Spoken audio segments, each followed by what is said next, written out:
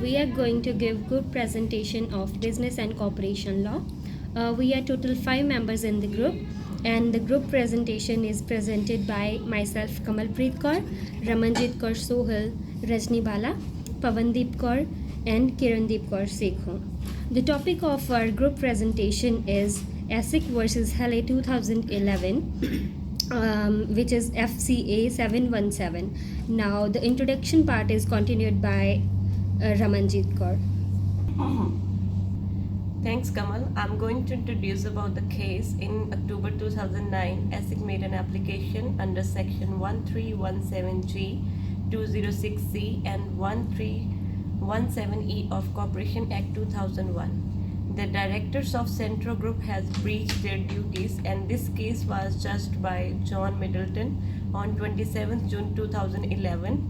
And now I'm just wanna give a quick look on the background of the case. In 2007, CNP didn't disclose their current liability of 1.5 billion US dollar, saying them as non-current liabilities.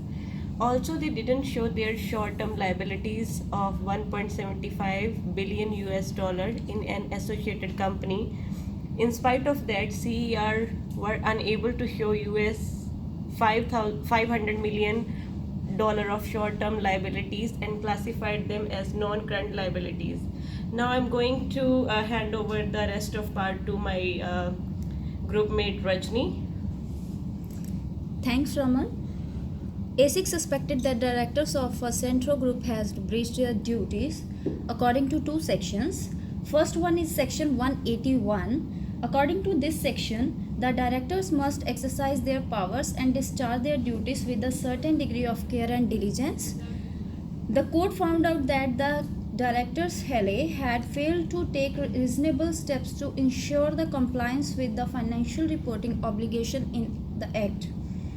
And according to Section 3441, the directors to take all reasonable steps to ensure that they are engaged in the honest dealings, which the 2 directors did not act carefully before signing the financial statements, and the directors to be protective and have an independent mind in monitoring their company as they are trustee of the company. This is because a director is an important part of the corporate governance. I am hand over the next part to the Pavandeep Kaur. Touching about the breached duties, I will talk about the decisions taken by the court. As a director, one should act diligently and show intelligent interest in information of the company because the responsibility is entrusted to them. A director is required to understand and carefully assess the accuracy and content of the financial statement before signing. Director is also responsible for inquiring for one or more information contained in the financial statements.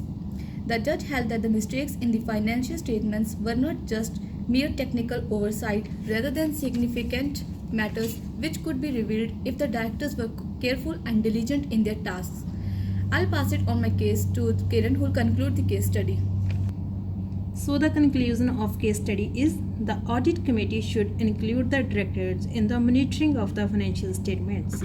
It did not also assert that the directors were needed to know the various accounting standards to be applied, but they were expected to be reasonable and sufficiently aware of the statements before approval. The directors could not also argue blunt reliance on the accuracy of the documents as obtained from external auditors that the statements applied relevant accounting standards.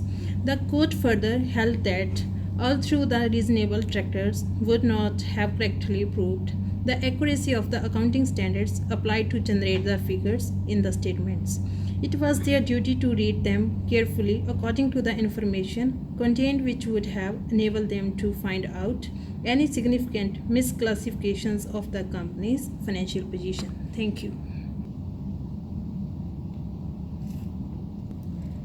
Thank you, everyone. This was all about our group presentation, and I'm highly thankful to all of my team members for their cooperation and hard work. With everyone's coordination, we are just able to give the result of this presentation. Thank you